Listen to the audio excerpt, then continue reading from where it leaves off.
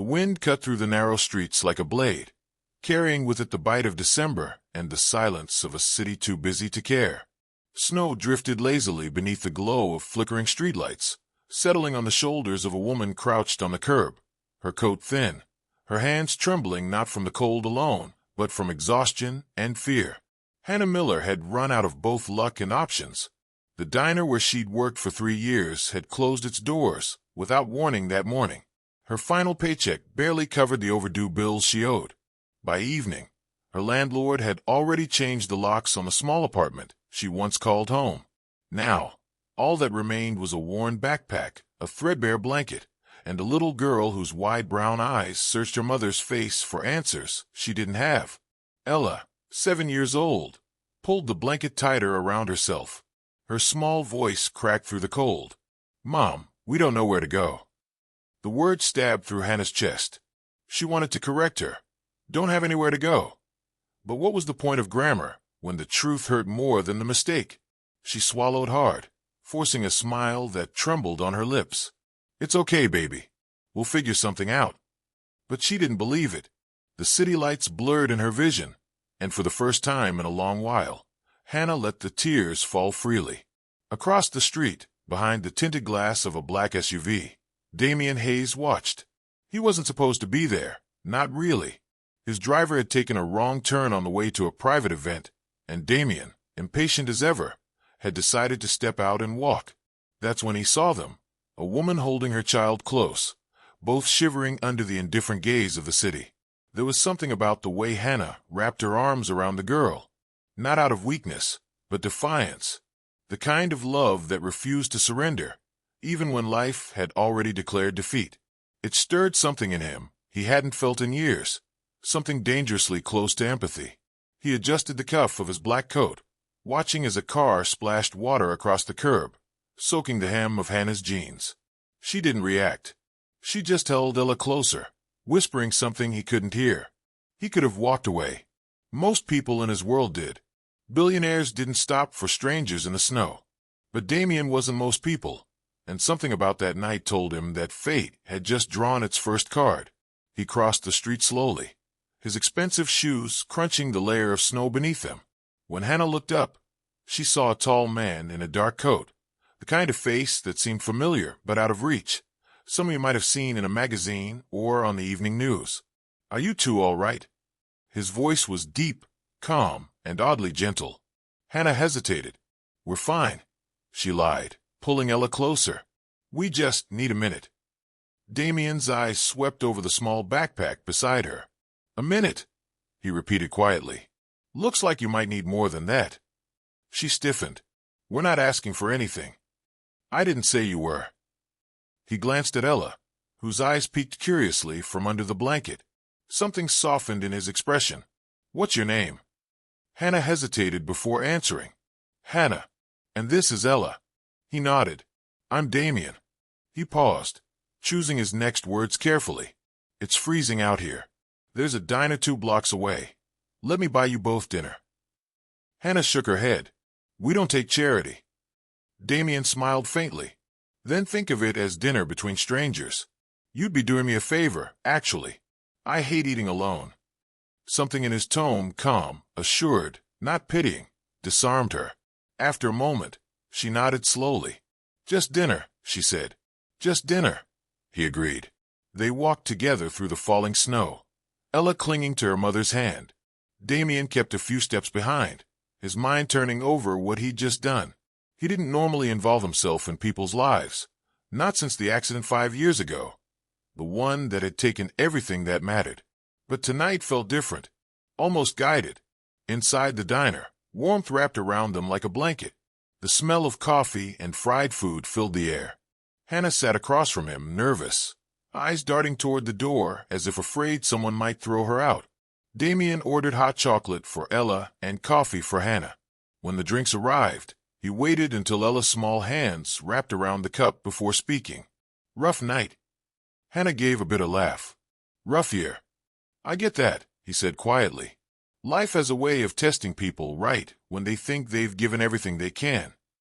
She looked up, surprised. "You sound like someone who's been there." He smiled, but it didn't reach his eyes.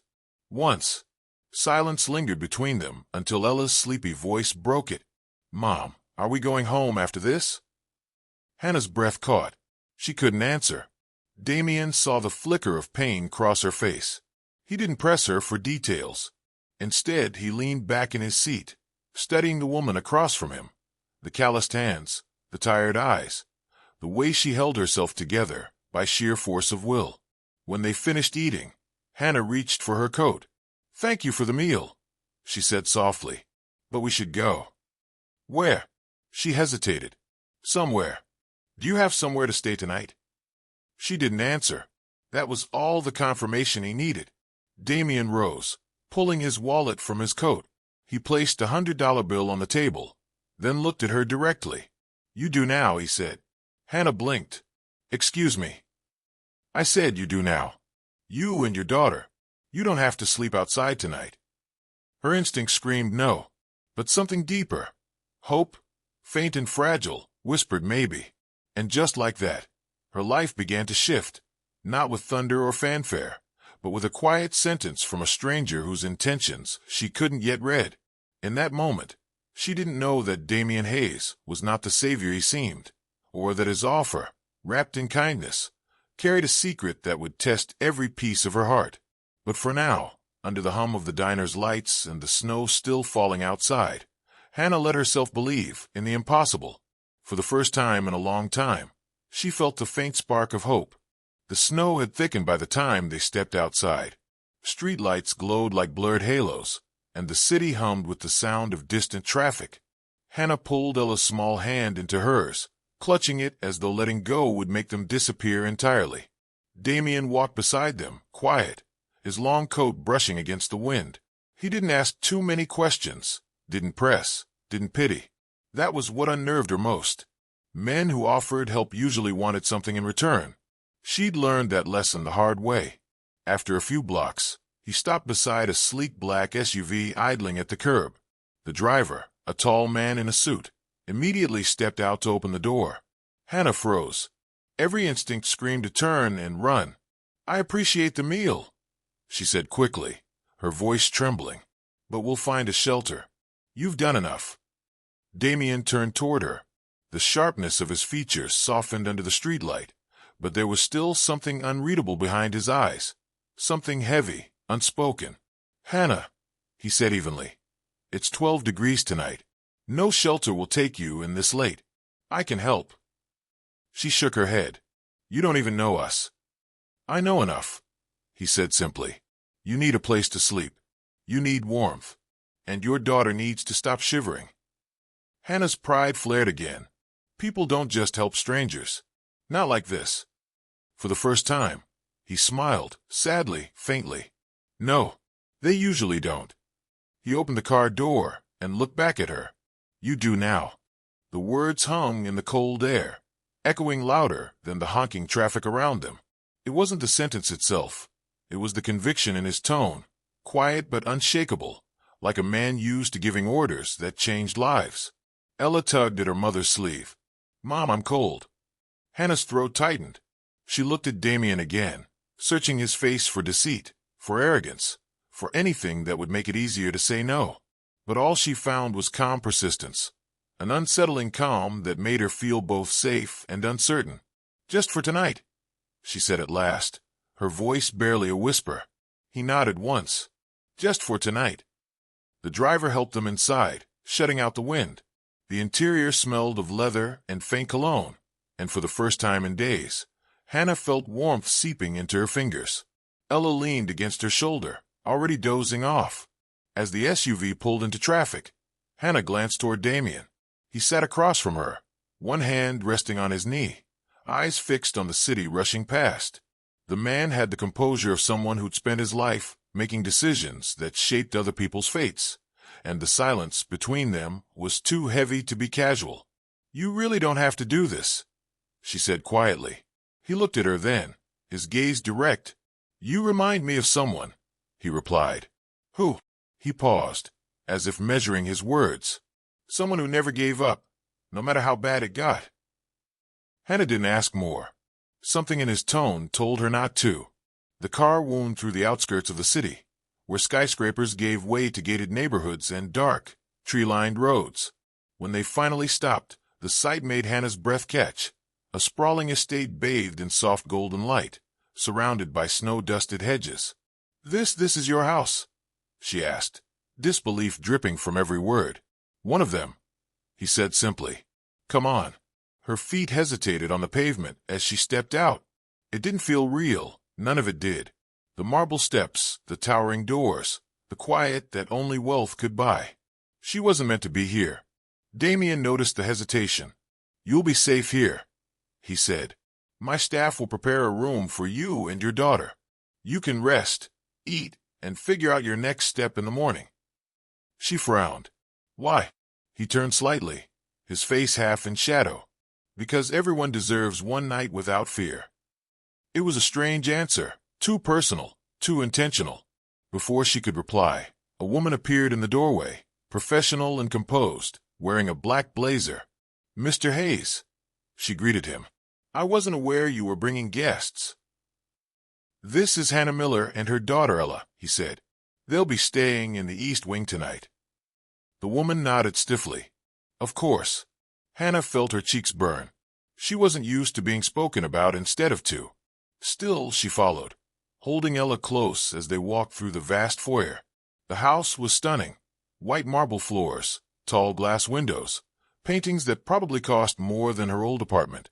But beneath the beauty, there was a chill. Not physical, something deeper. The kind of cold that came from emptiness. As they reached their room, Hannah turned back. Damien stood at the base of the staircase, watching them go. "Good night, Hannah," he said quietly. "Get some rest." "Good night," she murmured, unsure whether to thank him or question him. When the door closed, she leaned against it, her chest tight. Ella was already climbing into the enormous bed, smiling for the first time that day. "Mom," the little girl whispered. "Is he an angel?" Hannah stared out the window at the falling snow. "I don't know," she whispered back. "But angels don't usually have eyes like his." Because there was something in Damien Hayes's eyes that night, something far from divine, something hidden, something broken. And though Hannah didn't know it yet, stepping into his house was not just a moment of rescue. It was the beginning of a test that would unravel everything she thought she knew about kindness, power, and the price of hope. The mansion stood silent in the morning, its glass walls reflecting the pale winter sun. From the outside, it was perfection, sleek, immaculate, guarded by iron gates and silence. But from the inside, it felt more like a museum than a home. Every step echoed. Every breath felt too loud. Hannah woke early that first morning, disoriented by the silk sheets and the warmth of a bed that wasn't hers. The smell of polished wood and faint cologne filled the room. Ella was still asleep, curled up in a tangle of blankets, clutching the stuffed rabbit she'd carried since she was 3.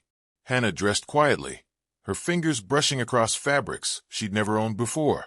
A wardrobe stocked with clothes in her size had appeared overnight. She didn't ask how. She didn't want to know. Downstairs, the house seemed to hum faintly, as though alive with unseen movement. The staff, polite but distant, nodded to her as she passed. No one asked questions, but no one smiled either. They moved with rehearsed precision, each step practiced, every word measured. At the far end of the hall, sunlight spilled into a room that looked like something out of a magazine. Floor-to-ceiling windows framed a frozen lake. Damien stood there, his back to her, a phone pressed to his ear.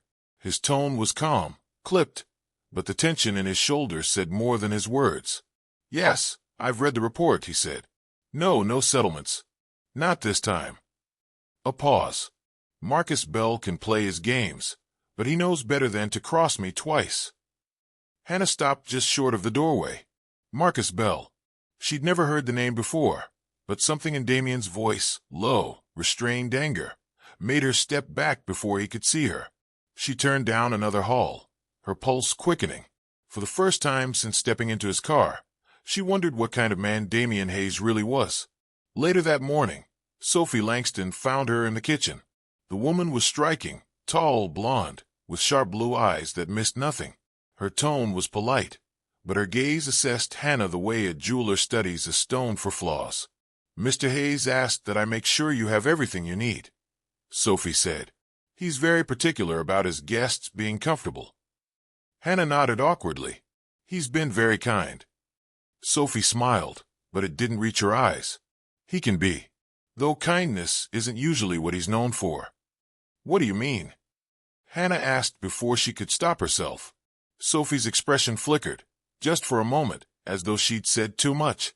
"Only that Damien's generosity always comes with purpose. You'll learn that soon enough." Before Hannah could ask more, Sophie excused herself, leaving behind an unease that lingered long after she was gone. By afternoon, Damien appeared again, composed, unreadable, dressed in black as always. He invited Hannah and Ella to join him for lunch in the conservatory, a room filled with glass, light, and the faint hum of a piano track playing softly in the background. Ella was delighted by the food, tiny sandwiches, hot chocolate topped with whipped cream, but Hannah barely touched hers.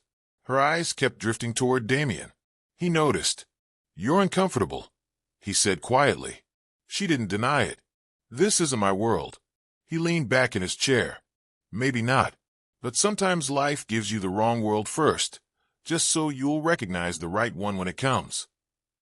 His words sounded like something rehearsed, half wisdom, half warning. Ella giggled then, smearing whipped cream on her nose, and Damien's expression softened in a way Hannah hadn't seen before. For a fleeting moment, he looked human, lonely, almost gentle. But then, as quickly as it came, the softness vanished. That night, while Ella slept, Hannah wandered the halls.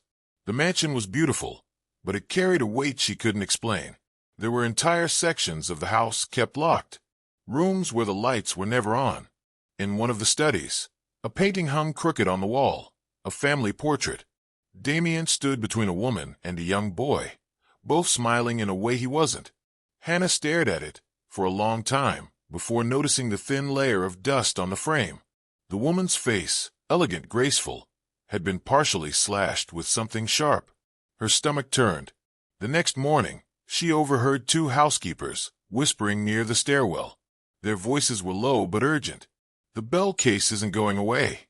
They say the foundation money went missing. After his wife died, everything changed." The moment they noticed her, their conversation stopped. They offered polite smiles and scattered like startled birds. That day, Hannah made a quiet decision. She would stay for now, but she wouldn't let herself trust Damien Hayes completely. There were too many shadows in that house, too many secrets that didn't belong to her, but somehow surrounded her anyway. Still, there was something else she couldn't deny. When Ella laughed again, for the first time in weeks, Hannah realized that maybe the strange, uneasy kindness was still better than the cold street they'd left behind. Wealth hadn't made Damien Hayes happy. That much was obvious. The emptiness in his mansion was louder than any silence she'd ever known. But maybe, she thought, just maybe, her daughter's laughter could fill a small part of that void, for both of them. She didn't know yet that the house wasn't just shelter. It was a test. And soon, every secret Damien kept would find its way to her door. The following weeks settled into a strange rhythm. Mornings began with quiet breakfasts in sunlit rooms, and ended with questions Hannah couldn't quite ask. Damien was always gone before dawn, meetings, calls, deals that seemed to exist in a world she couldn't imagine. And by the time he returned, he carried an exhaustion that went deeper than work. Hannah tried to stay invisible, but the mansion itself had a way of drawing her into his orbit. One evening, after putting Ella to bed, she found herself standing in the study, the one with the crooked painting. A file lay open on the desk, papers spread like someone had left in a hurry. She told herself she shouldn't look, but her eyes betrayed her. The top page read the Hayes Foundation Outreach Initiative. Below it, handwritten notes scrawled in blue ink. Need candidate with empathy, strong moral instinct, and discretion. No background in finance. Must be trustworthy beyond question. Her name wasn't written there, but something told her this was about her. A chill ran down her spine. When she heard footsteps approaching, she quickly stepped back, pretending to admire the bookshelves. Damien entered, jacket off, sleeves rolled up. He paused when he saw her. You couldn't sleep? She shook her head. It's too quiet in here. He smiled faintly. Quiet's the price of peace, I suppose. He moved behind the desk, gathering the papers she'd just seen. For a moment, their eyes met, and Hannah knew he could tell she'd read them. But instead of anger, there was something else in his expression. Acceptance, maybe even relief. I should probably explain, he said finally, lowering his voice. You're wondering why I brought you here. I was, she admitted. Damien exhaled slowly. I've been building something for a long time, a program, a foundation that helps families get back on their feet. But I've made mistakes, trusted the wrong people. I can't afford another. And you think I'm different? I know you are. She frowned. You don't even know me. I know enough, he said again, echoing his words from that first night. I saw a woman who refused to break even when life gave her every reason to. You didn't beg. You didn't give up. That's the kind of person I need. It sounded noble, even sincere, but something in his tone carried a weight she couldn't place. What kind of help are you talking about? She asked carefully. Damien hesitated. I can't tell you everything yet. Not until I'm sure I can trust you fully. But what I'm doing, it's not without risk. You'd be helping me manage something delicate. People's lives, reputations. Money that can change everything if handled right, or destroy people if it isn't. The way he said destroy made the word feel real. So you brought me here to test me? He didn't deny it. In a way, yes. Silence stretched between them. Hannah didn't know whether to feel insulted or honored. Part of her wanted to walk away. Another part couldn't ignore the sincerity in his eyes. You could have asked, she said finally. I could have, he agreed. But would you have said yes? She had no answer. That night, she lay awake long after Ella fell asleep. The offer twisted in her mind like smoke, tempting, terrifying. A man like Damien didn't do anything without reason. Was this about charity or control? The next morning, a stranger came to the mansion. A man in his 50s, wearing a gray coat and the kind of expression that carried too many stories. Sophie called him Mr. Carter and led him straight to Damien's office. From the hallway, Hannah caught fragments of their conversation. She fits the profile, but are you sure? I'm sure. She's not like the others. And if Bell finds out you're doing this again? Let him. I don't know Marcus Bell anything. The door closed before she could hear more. That afternoon, Hannah took Ella for a walk near the frozen lake behind the property. The stillness should have been peaceful, but her thoughts wouldn't quiet. Every act of kindness from Damien replayed with new meaning. Every glance, every question, every silence. That night, there was a knock at her door. When she opened it, she found Mr. Carter standing there, hat in hand. Sorry to intrude, ma'am, he said softly. Mr. Hayes asked me to deliver this. He handed her an envelope, then hesitated. You seem like a good person. Just be careful. Before she could ask what he meant, he was gone. Inside the envelope was a single sheet of paper. Confidentiality agreement, Hayes Foundation candidate. Her signature line sat waiting at the bottom. The message was clear. This wasn't kindness anymore. It was recruitment. When Damien saw her at breakfast the next morning, she was quiet. He didn't mention the document. He didn't need to. Finally, she asked, why me? Out of everyone you could have chosen, why a broke single mother you met on the street? He stirred his coffee slowly. Because people who've lost everything don't waste second chances. They protect them. And what if I say no? He looked up then, his eyes unreadable. Then you and Ella will leave here tomorrow, with enough to start again somewhere else. No strings.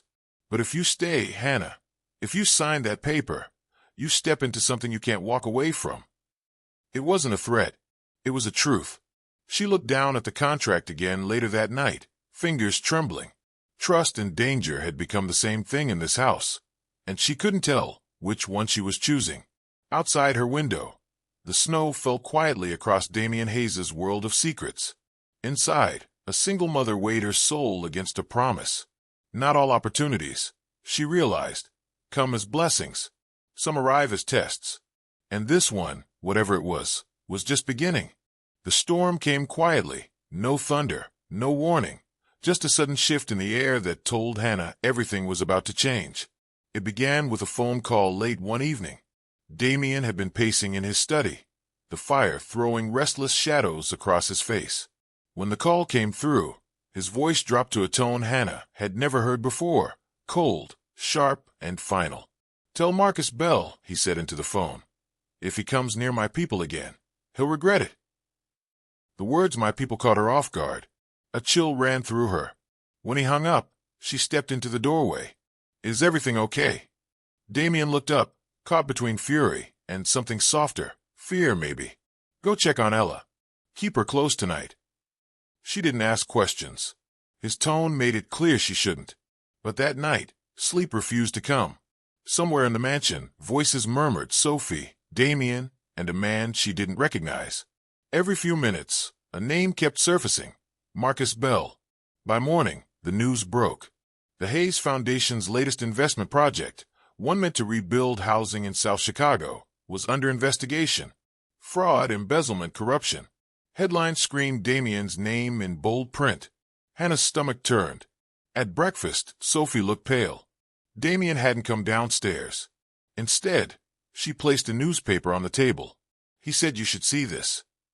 The headline read, "Billionaire under fire. Former partner Marcus Bell alleges misuse of funds." Her hands trembled. "What does this have to do with me?" Sophie hesitated. "Everything." By the time Hannah found Damien, he was in his office, sleeves rolled up, jaw tight. He didn't look like a billionaire anymore. He looked like a man fighting ghosts. "I didn't steal that money," he said before she could speak. "Bell did. But he's using you to destroy me." She blinked. "Me? He's already gone to the press. Told them I'm hiding assets under someone else's name. That you're my front." "What?" She laughed in disbelief, but it came out hollow. "That's insane." He didn't laugh. "He has documents. Fake ones, but convincing. Bank accounts, donation records, all linked to your name. He's trying to trap me through you." Her throat went dry. "So what now?" He looked up, and there it was again. That same strange calm he'd shown the night he found her on the curb. "Now we see who you really are." "What does that mean?" she asked, voice rising. "It means," he said, leaning forward, "this is the test. The real one." She froze. "I told you the foundation was built on trust. I needed someone who wouldn't crumble under pressure. Someone who wouldn't sell the truth for safety. Bell thinks he can scare you into running. He's wrong. What you do next determines everything." Anger and confusion tangled in her chest. "You're saying you knew this was going to happen?" "I set it up," he admitted quietly. "Not the attack, but the situation. I wanted to see how far Bell would go, and how you'd respond when you realized what kind of world I live in." Her heart sank. "You used me." He looked away. "I protected you. There's a difference." "To test me," she snapped. "To see if I'd break. To see if you'd stand," he replied. The silence that followed was thick enough to choke on. She didn't know whether to scream or cry. When she finally spoke, her voice trembled. "You could have just asked." He shook his head. "Trust isn't given, Hannah. It's proven." She turned and walked out, her pulse pounding in her ears. That evening, the storm outside finally broke, rain slashing against glass, wind rattling the mansion. Ella sat curled on the couch, clutching a blanket, eyes wide. "Mom," she whispered, "why can't everyone just be good?" Hannah knelt beside her, brushing a curl from her forehead. "Because, sweetheart, some people forget what good feels like."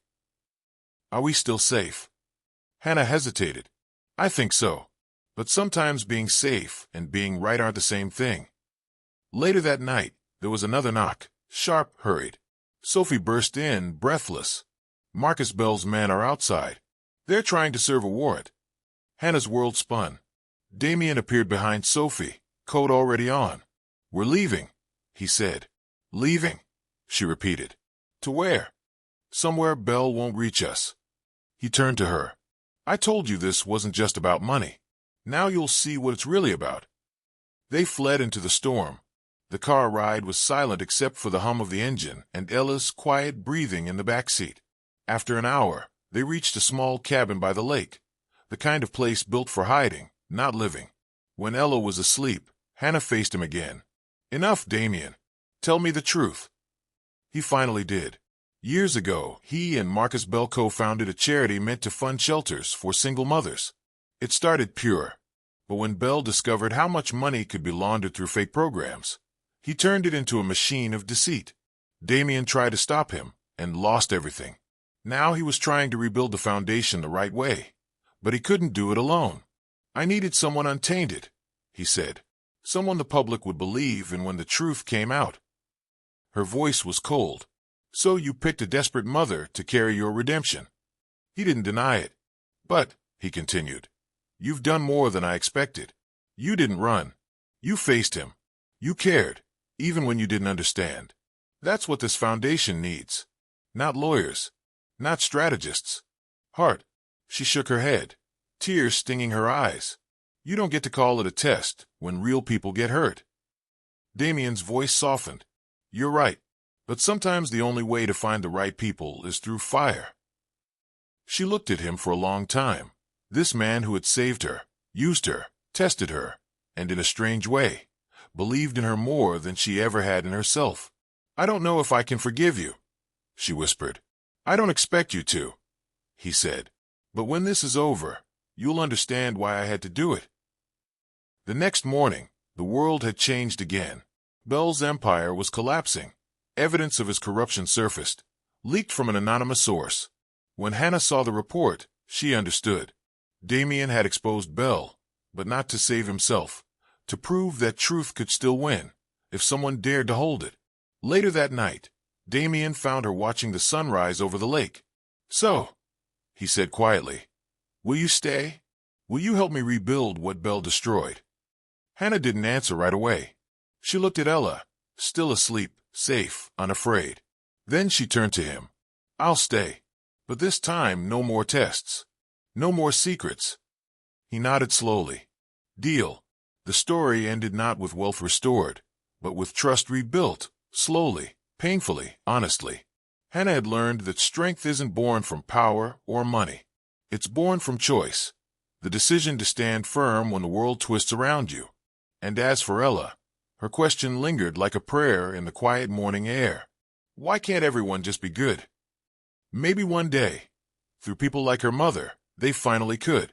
Spring came to Chicago slowly, as if the city itself was hesitant to thaw after everything it had endured. Snow turned to mist, and mist gave way to light. The mansion, once cold and distant, began to feel alive again, not with luxury, but with purpose. The transformation started quietly. One morning, Hannah stood beside Damien in a community center he'd reopened on the city's south side, a building that had been abandoned during Bell's years of corruption.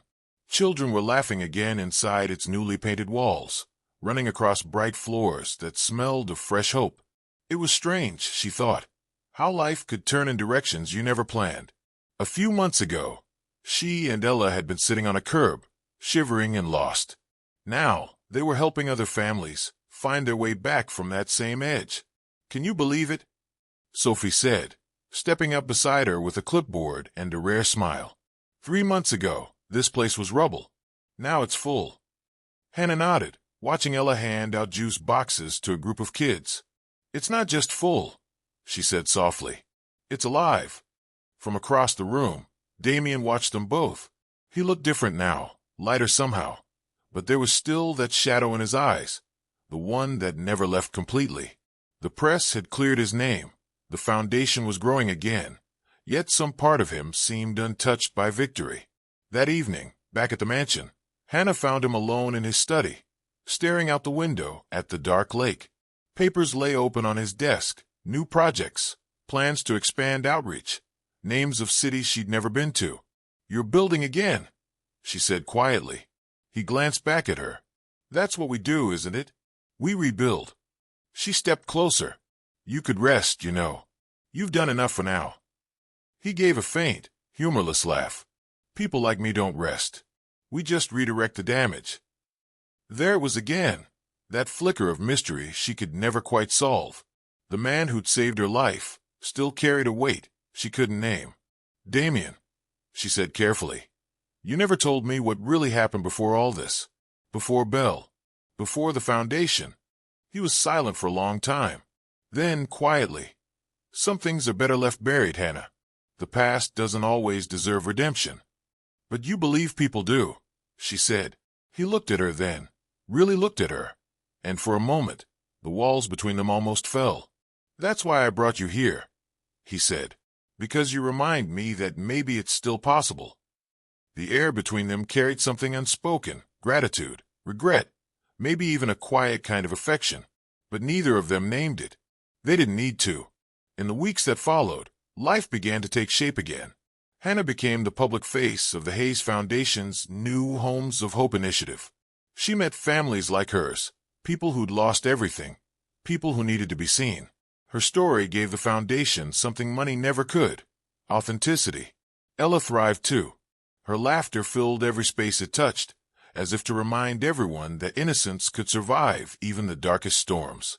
One afternoon, during a public event at the foundation's headquarters, a journalist asked Hannah the question that summed up everything.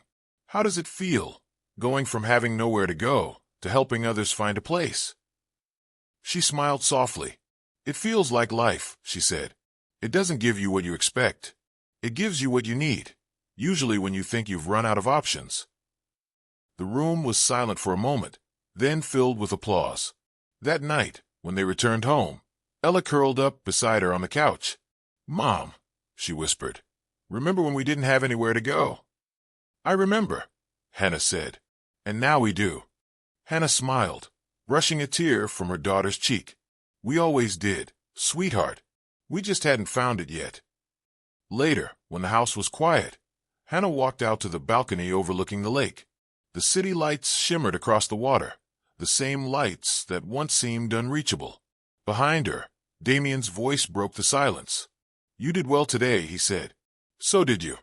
He joined her at the railing, hands in his pockets. "You've changed things more than you realize. The foundation needed a new heart. You gave it one." She turned to him. "And you? What do you need now?" He smiled faintly, eyes distant. "Redemption has no finish line. But maybe it has milestones." They stood there quietly, watching the city breathe. As the wind swept across the lake, Hannah realized that sometimes the greatest gifts arrive in the strangest forms: a stranger's kindness, a second chance, a test disguised as a rescue. Life hadn't given her security or certainty. It had given her purpose. And for the first time, she understood the truth that had followed her since that winter night. When you have nowhere to go, sometimes that's exactly where your real journey begins. Because every closed door, every heartbreak, every fall might just be the universe whispering, "You do now."